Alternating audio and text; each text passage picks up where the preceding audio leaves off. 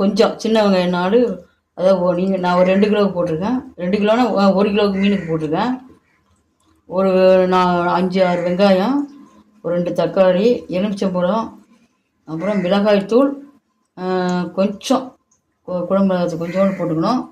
அப்புறம் ஃபிஷ்ஷு வறுவல் மசாலா அது கொஞ்சம் போட்டுக்கலாம். சிக்கன் மசாலாவோ இல்லை கறி மசாலாவோ போட்டுட்டு மல்லித்தூள் போட்டுக்கணும். மஞ்சத்தூள் போட்டுக்கணும். போட்டு மிளகாய்த்தூள் 1 ஸ்பூன் மிளகாய்த்தூள் அப்படியே காட்டாதுல அப்போதான் ரொம்ப மிளகாய்த்தூள் கொஞ்சோண்டு ரொம்ப போடக்கூடாது. 1 ஸ்பூன் கொஞ்சம் மஞ்சத்தூள் போட்டுக்கணும். ரொம்ப போடக்கூடாது. அவ்வளோதான். மீன் வறுவலுக்கு சின்ன வெங்காயம் வறுவல், அதாவது மிளகாய்த்தூள் கொஞ்சம், குழம்பு மிளகாய்த்தூள் கொஞ்சம் போட்டால் போதும், ரொம்ப போடணும். அப்புறம் மஞ்சத்தூள் போடணும். கறி மசாலா போட்டாலும் போடலாம், இல்லை சிக்கன் மசாலா போட்டாலும் போடலாம், இல்லை கரம் மசாலா போட்டால் கூட போடலாம்.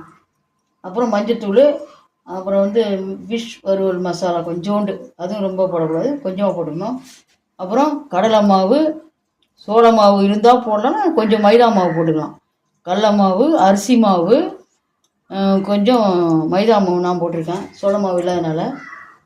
அரிசி மாவு கொஞ்சம், அவ்வளோதான். எல்லாத்தையும் போட்டு நல்லா ஃபஸ்ட்டு குழப்பிடணும்.